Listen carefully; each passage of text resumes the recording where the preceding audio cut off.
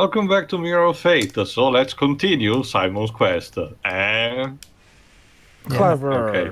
Very, very clever. What a horrible night to have a night curse. to have a curse. I don't know if it's the same in the original version because I forgot to watch the movie, but I'll use the line that the Italian dub of Hercules does for Hades at the beginning. Are you a public or a mosaic?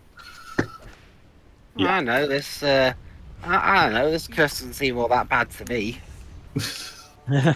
Funny. Yeah. Anyway, as you know, what we since we in the previous part we obtained this spirit that protects us. This next set of this set in the dungeon is all about trying to use her in order to avoid the damage from the waterfall. However, you have to actually replenish regularly because it's not something that stays permanently, and sometimes if you are unlucky you actually have to still take the damage, as we will say in Yu-Gi-Oh! Arc 5. Sucks. Mm-hmm. There we go. Soul. There's also Your soul is mine. This game also introduces another outcome it introduces, which will later expanded in Oaths of Shadow 2, is an explanation on where do all of the traps in the castle come from, why they're so wacky and colorful sometimes. The first game implied that it was like Frankenstein who did that, but no, this game actually introduces a new figure who is responsible for creating all the gizmos that haunt you, and occasionally some enemy types, as you will see later on. So Who comes back later in Lords of Shadow 2, if I recall correctly? Yes, yeah, it's actually one of the highlights of that game for me. That said, again, his introduction is best done in this game, and yeah. Well, there's not much of an introduction, to be honest. It's more talked about than anything. But again, you'll get the best from the second game. But again, all in due time.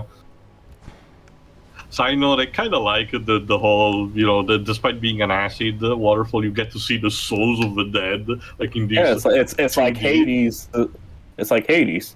Or like that vortex of souls, but also like the Walpurgisnacht, Underworld, that's what I was thinking festival of Night on Bald Mountain. So I was like, wait, is the place called Hades? No, he's called the gods. Brain fart. Sorry, Dad, I don't know what you're talking about. Can you rephrase? I was trying to that the reference place is called Hades. Oh, but no. These are just generic caves because if you notice in the previous parts cutscene, Simon has found that the bridge has been lifted, so he needs to find another way to get inside. Bummer. Man, it's not like you have a web that's as long as possible. True, but as noticed from some of the upgrades that you cannot reach at the moment, Simon's Whip is not super effective enough to being used as a grappling kind of object. That's quitter talk, Simon. Trust me, Dej, there are a lot of deaths that I tried, and also stuff that I tried, the first time I played this, that you haven't seen. Sometimes dying in this game can be very comical, especially because for some reason, I don't remember it being a thing actually in the main platformer games. There is actual falling damage in this game. No.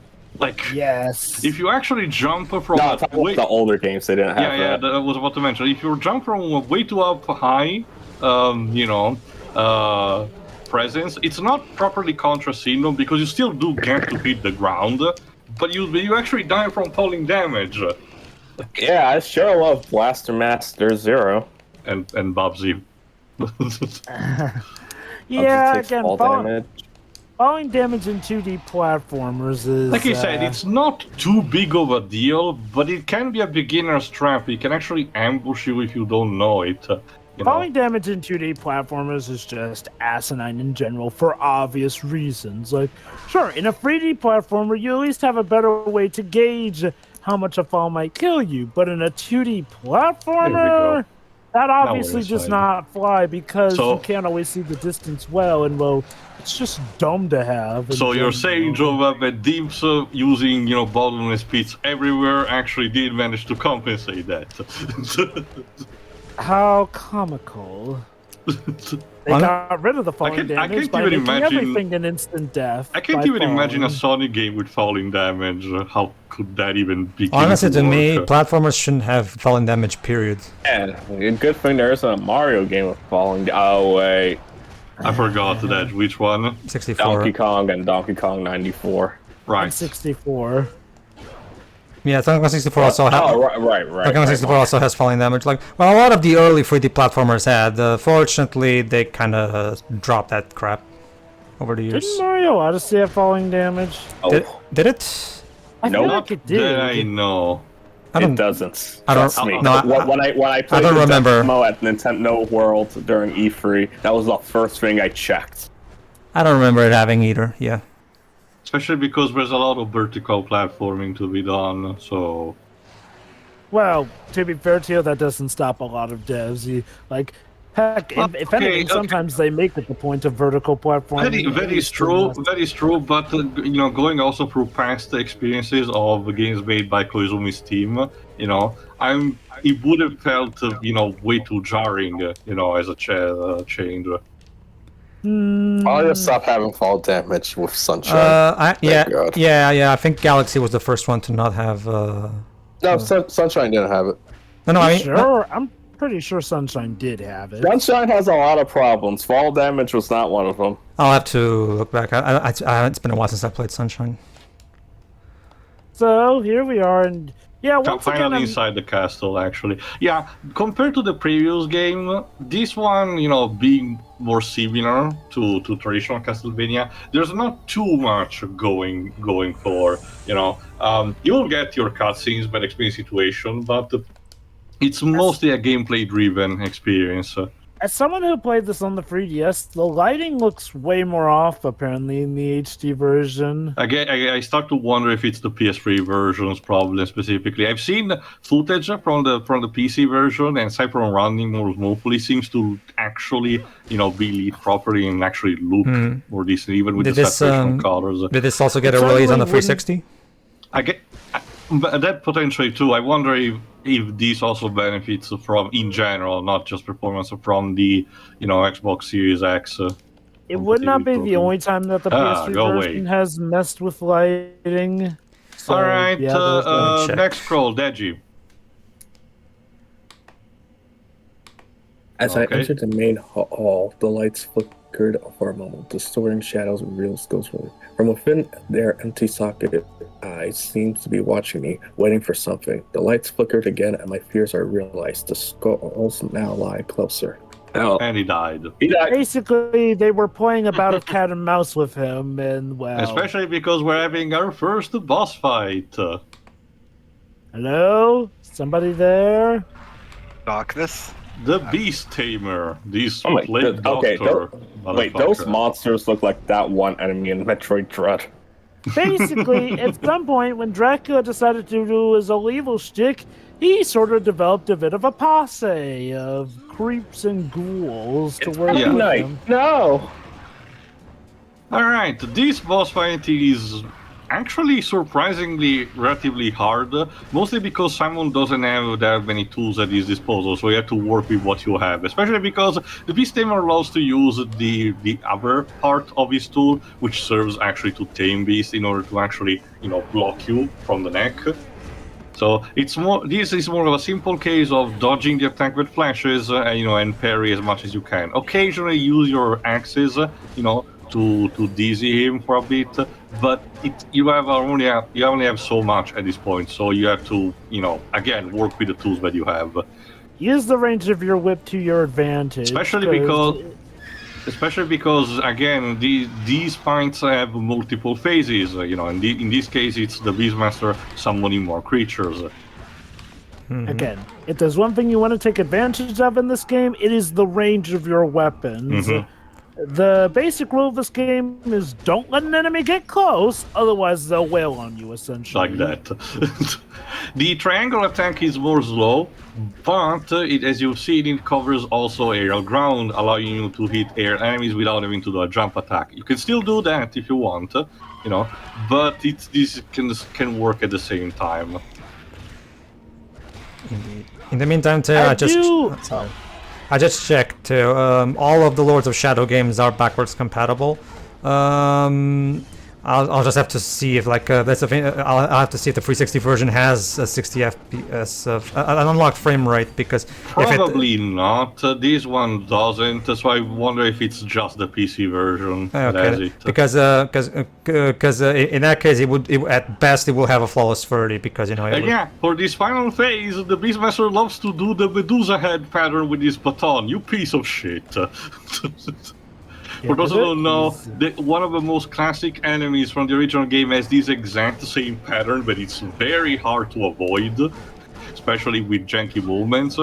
Thankfully, just be thankful in this case you actually have a dodge roll movement. Alright. I might as well check what the frame rate is, why not? Whoop. Look, no hands. Yeah, I kind of thought that because this is on an HD console, they actually would change like the textures and whatnot. Sadly, That's the no. thing, This is just a simple port. That's the thing, Deds. I've noticed a thing, but with a lot of HD ports of the 7th generation, they really mess up the lighting when porting it to the stronger stuff for some reason. The obvious answer, it would take too much time. Okay. Okay, so in which specific way, Joe? But like is the lighting darker or more? It's definitely darker. Some things that were more clear in the original aren't as clear here, and also, some of the bloom as well. Yeah. So basically, a reverse Majora's Mask 3DS. Got it. Kinda. I mean, at least with Majora's Mask 3DS, at least stuff looked clear in that. This. Not so much. Well, okay, it looks fine enough, but it doesn't look ironically as clear as the 3DS version. Sure. No, sure, I get that. It's just Boom.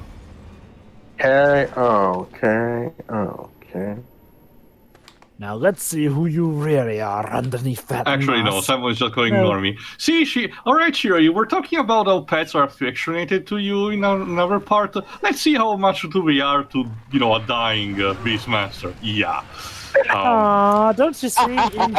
But don't you see? I mean, they were hungry. God. Yeah, let's just say things got a bit worse, but we're gonna have to, postpone it for another time. Don't you see? It was all part of the plan, though, for fusion. Of course. Obviously. What? They weren't eating him, dead. They were actually saving him. Sure. Oh, sorry, it's called the Night Watchman. I forgot. I'm not gonna read all, like I said, I'm not gonna read all of the descriptions for the enemies, especially because you unlock them and there's a lot of text to read potentially. So, unlike in the first game, this is hold on, this scroll. Pedro. Okay. And behind the door lies the great animated chessboard designed by vampires to kill time during their long nights. It is said that a human is invited to play from time to time. If he wins, he is received into the vampire clan. If he loses, he dies. Yeah. If he loses, tough shit. If he loses, he's dinner. So yeah, we get also a callback from the first game. It's pretty neat, actually. Even if the castle has a different layout, which is in tune with Castlevania games.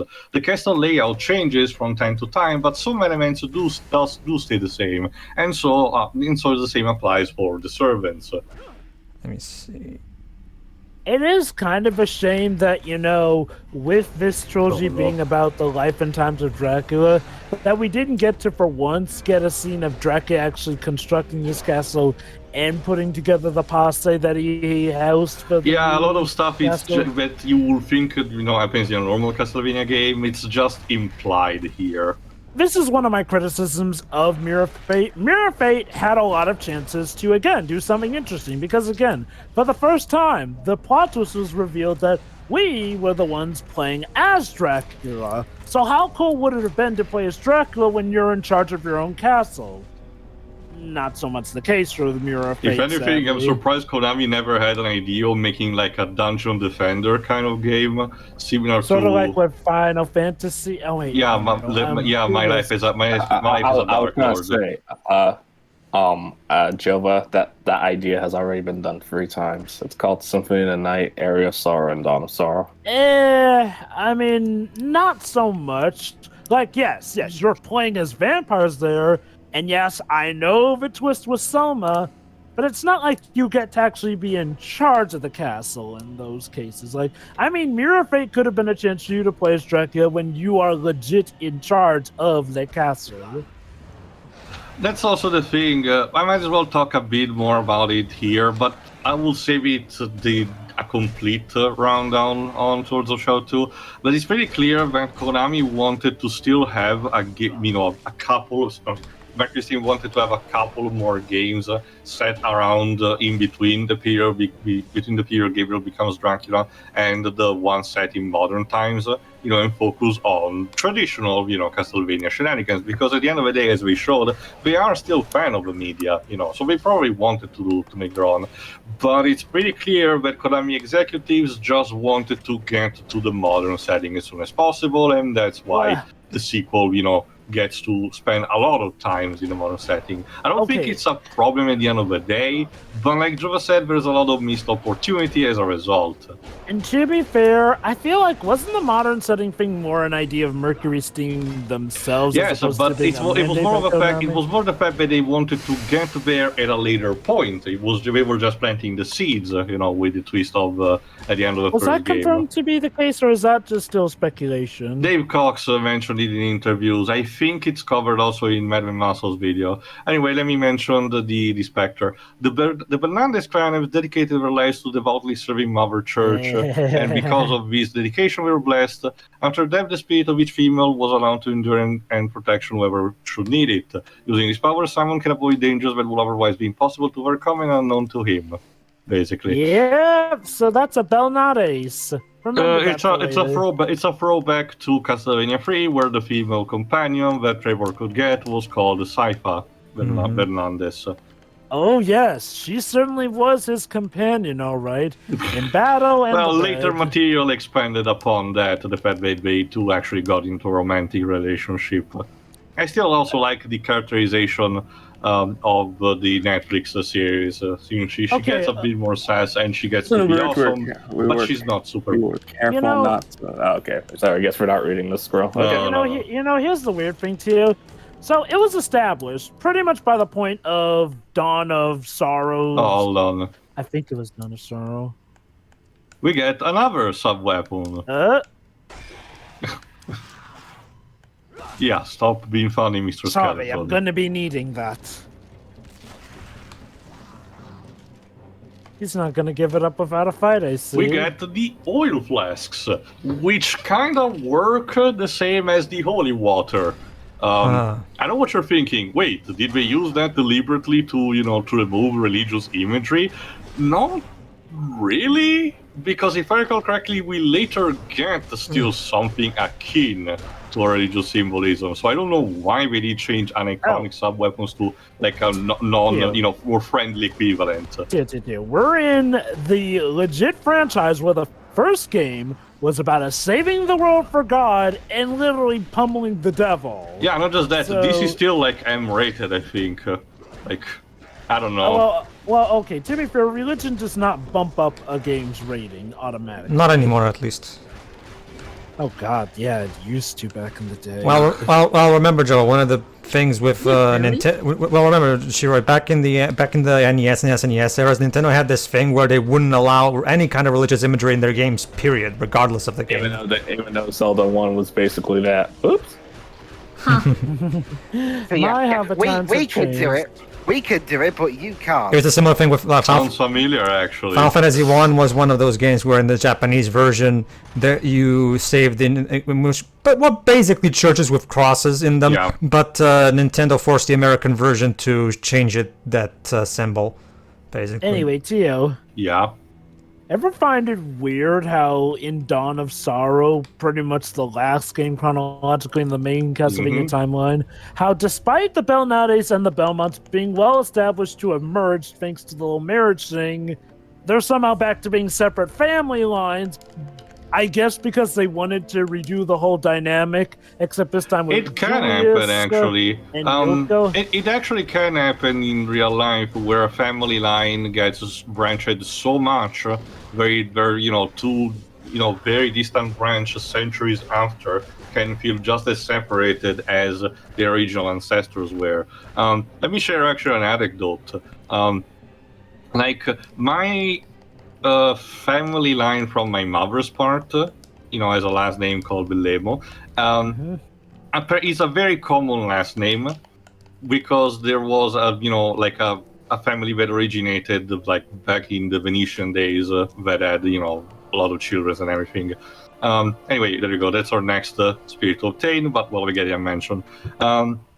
But it propagated so much that the person of which one of my aunts ended up falling in love with actually had the same last name. So they actually did had to, go through not troubles, but do legal procedures, to investigations in order to seek if they were actually from very close branches of the family. Turned out they didn't. They were actually distant enough. But it is still a possibility that happens, basically. There we go. But for a narrative point of view for Dinosauro, it was pretty just, an excuse to have that dynamic like you mentioned. Question. Chicken. Does Julius have a thing for, what's the name of the girl? Yeah. Pretty much. With, what? With Genda Ricardo kind of stuck in the middle again. Well, Gendo, a.k.a. Alucard himself again. Yeah. Like, no, I mean, he's literally Alucard. And That's if you also get the bad ending of Dinosaur... That's also the thing, that's also really mentioned, aside from the what you mentioned, the fact that we're missing still the Battle of 1999, it's still relatively reassuring that at least so far, the Castlevania original timeline still ends up on an actually positive note when you really get down to it. Okay, assuming you get the good yeah, ending obviously, of Dinosaur, Jova, but I get the idea that they always treat the canonical ending as usually the good one. Well, that's the thing, though. Ironically, getting the bad ending gets you a whole new game. Yeah, the Julius mode. Basically, Dej, if you get the bad ending of Dinosaur, I saw a review. I know what happens. You saw the review of what? Oh, I saw a review of Dinosaur. I know what happens. Yeah, basically, for those who don't know in the audience, you basically get a whole game where you finally get to play as Julius if Soma becomes evil, and essentially the new Dracula. Mm-hmm. So yeah, a whole adventure. Corrupted that thing that his best friend gave you, you jerk. Yeah. Anyway, the gimmick of this particular dungeon, the prison, an actual appropriate dungeon, is to actually use the platforms of the cages and find the corresponding levers that actually raise the water level. You have to be careful, however, because as we established in the first part, Salmon is still a human after all, so he cannot stay under too long. You know the biggest irony I love about the bad ending of Dinosaur? So the villain, this priestess who's all about resurrecting Dracula, kills Soma's love to bring out the Dracula there, and then proceeds to act surprised when the revived Dracula kills her for killing his loved one. Gee, almost like that's a part of Dracula's history or something. I guess she didn't study it enough, Jova. That's also the thing. Throughout the centuries, I get the idea, aside from Alucard himself, probably, because knowing and everything, I get the idea Dracula never told the reason he became such as that, which is explained, in Lament of Innocence, obviously.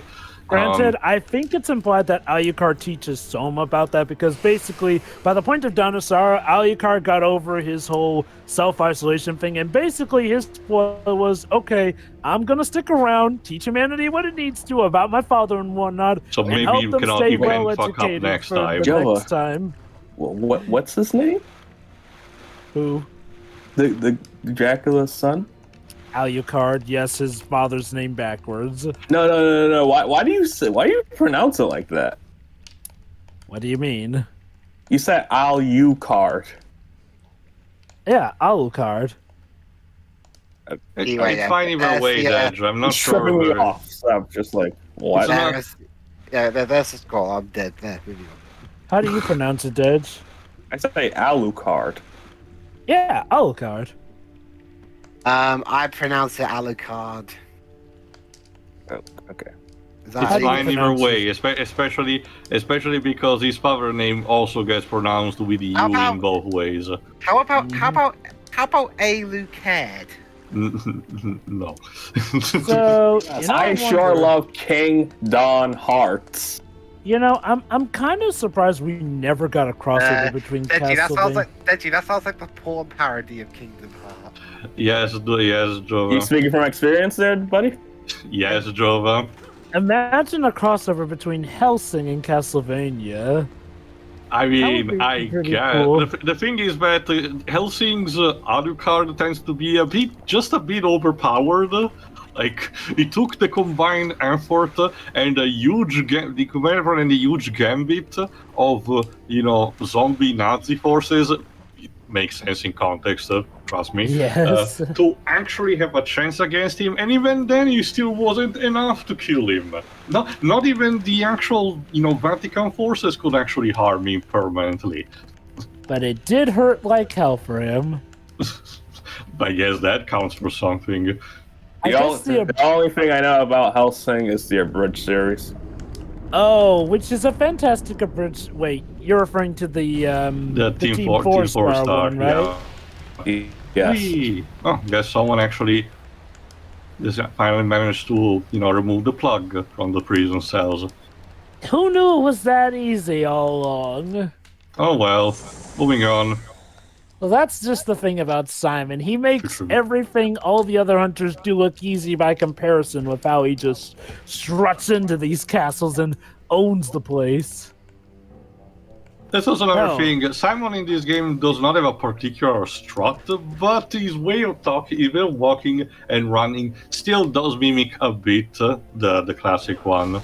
So that's It pretty reminds cute me a too. bit of Richter's from the PSP version of Yeah, in general, the Rondo aesthetic of a Blood. 2D thing, of a 2D aesthetic, 2.5D aesthetics, do remind a lot of the PSP version of Rondo of Blood. It's a shame that particular version of the game never got released. I mean, it's pretty nice the fact that Konami allowed the actual original TurboGrafx 16 version to be released, and thankfully not the shitty Super Nintendo port. Jesus Christ. But it would have been neat also to see the PSP version released at some point. Come to think of it, have you ever gotten a re-release of Super Castlevania now that I think about Not that it? I know. Oh, that looks like Super someone. Castlevania I 4? wonder. Shit. What? No! No, the Portal Rondo of Blood on Super Nintendo is called like Dracula Chronicles X or something. Imagine that in Isn't imagine what we just saw there. Imagine that in 3D. isn't You see, Dweebs, Hold on. this is what she sees. Oh goody, the Fleaman. Yep. Although in this case we're called like the Hunchbacks for some reason, but we basically act kind of like the Fleamen. They jump a bit around, throw shit at you, and are generally very annoying. It feels so weird seeing the Fleaman without the creature. True, but as you remember, Jova, they still, act also separately on their own, despite Hey that. Gio, yeah. imagine, what if they had included the creature, but Hold in on. his own incarnation? Commonly used to defend the castle walls, these fragile artifacts can reduce an adversary to ashes, used in conjunction with a regular attack to thin down a crowd. Yeah, I'm not reading everything. Go ahead, Jova. Imagine, what if they had included the creature in these games, but it was more akin to his version from Portrait of Ruin? You know, the kind that literally has machine guns in his elbows. What? Yeah, sometimes the it's a games can tend Castlevania to... game that takes place during World War One, and in that case, Frankenstein, the Yeah. creature, is a cyborg who has machine guns in his elbows. Yeah, sometimes the game get a bit wild with Frankenstein, actually. Yeah. Okay. I guess I have to play this. Oh yeah, Portrait of Ruin's a good game. It also explains how the Belmonts finally get to wield the whip again as well. Oh, I'm sorry, I spaced out there for a second. There, I thought you said Portugal Ruins a good game. No. Also I've that never heard of that game. It ties a bit with the Castlevania Bloodlines. Bloodlines, the game, yes. the Because game it's done for the about Genesis Mega John Drive. Morris's son.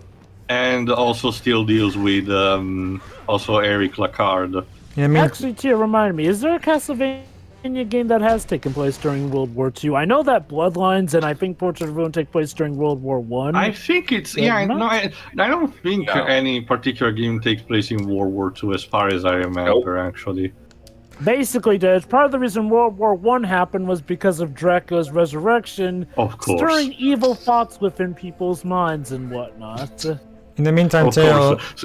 Sorry, go on, Joe Pedro. was it me to read that scroll? No, I was just making a joke title what It Joe sounded like you're about to Sutter say said. something in regards to Dwibs' remark about Portugal's ruin. No. Well, actually, no. Joe, about what you said, Joe. But go on, Pedro. Joe, Portugal is always ruined, as we always like to joke over here anyway, so whatever.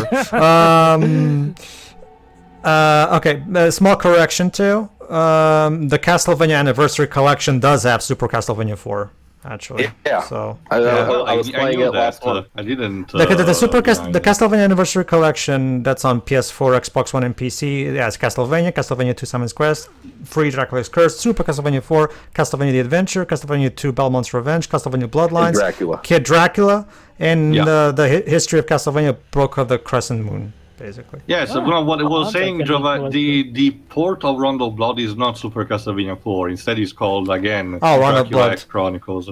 Wait. Is it- I wasn't suggesting that the port of Rondo of Blood would be Super Castlevania. Remind me, Terry, is Rondo Blood the PC Engine one? Yes, Yeah, because which is the one instead included in the collection with Symphony of the Night. Yeah, okay. Requiem collection. We are in the theater, actually. Apparently, the Castle of Dracula has a theater in it with bizarre kind of technology.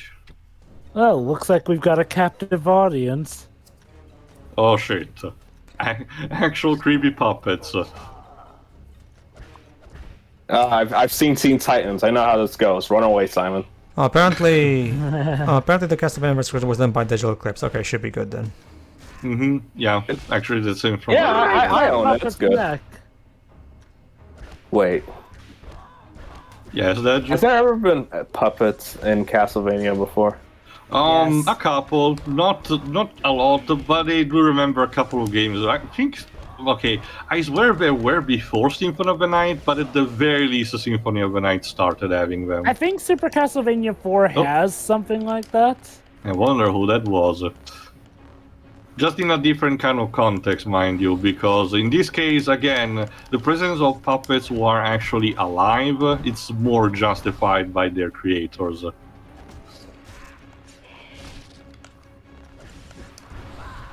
Shit.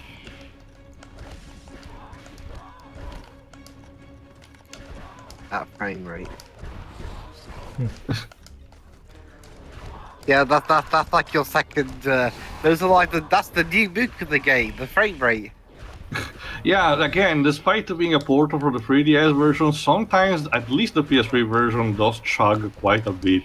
Again, I do recommend the PC version at the very least because on Steam. I have to think what other portable game got ported to the console. But what was the name of that Batman Arkham game that was I on mentioned this in the handheld? first part, Batman Arkham Origins Blackgate, but I'll Yeah, mention that's this more it. in the next part because, yeah. Well, I wonder. I wonder who that person was. Oh, here you are, cryptic fellow. Okay, I'm just gonna say this. This being has no reason to be this vague, bro. Actually, for the time being, yes, he cannot actually speak He for looks like another a reason. No-Face from Spirited Away. No. This art style reminds me of a Telltale game. Yeah. Okay. Okay. Yes, he does have a reason not to speak. Well, my point is that the spirit that he's talking to does not have a reason to be as vague as it is. Like, even without speaking, it could have pointed stuff out here. It feels like it's mainly just for the sake of prolonging stuff, which I guess, if it considered Lords of Shadow 2 as part of its prophecy, maybe. But in the context of this game, you're just left to wonder why. Well, it's still guiding Simon, and he will do so with the other characters, into the proper direction, and it's more of a case of, in this case, Simon having to understand on his own destiny, and his origins, which he will by the end of it. Oh, I get it. It's just like, well, I wish they could have at least explained the spirit's reasoning for doing stuff like this, other than, well, obviously for the plot's sake. Mm-hmm. I do feel like out of the free Lords of Shadow games, Mirror of Fate feels the most... Okay, out of the free games, Mirror Fate feels like the one that pretty much goes, well, we need the plot to go exactly like this because of this other game here and there. I do wonder, actually, like, well, I don't think Konami were starting to strong arm in on Mercury's team at the time of the making of this game, though. Correct me. Were there any mandates from them regarding the moment this game? Kojima stopped being essentially the person who was covering for them, basically around when both these and Lords of Shadow 2 started developing, Konami started, doubling down with the executive mandates. And remember, these were the years where Konami was starting to be more aggressive towards the games developed because of a reason that we explained in the first game, which will eventually would lead to the very abrupt shift that we had in 2015. Now, to be fair, from what I've learned in Matt McMuscles' video, while Konami did put in some mandates here and there, which kind of hurt the game, they weren't responsible for a lot of what Lords of Shadow 2 that really, alienated a lot of folk, to be fair. Now, yes, they were a part of the problem, but ironically, they weren't the leading problem. Like At you least said, not Jova, during the game's development. It's also the fact that most of the actual writers actually, not defected, but did not work directly on the writing. And as far as I know, only Dave Cox actually wrote properly the story of Lords of Shadow 2, which might mean, lot less. People giving other opinions on the product. And don't get me wrong, Lords of Shadow 2 is not necessarily a bad plot, but it is far from being a perfect one, as you'll come to see. Anyway, to the next time where we actually finish up the first chapter with Simon. Yeah. See ya. See ya. Bye.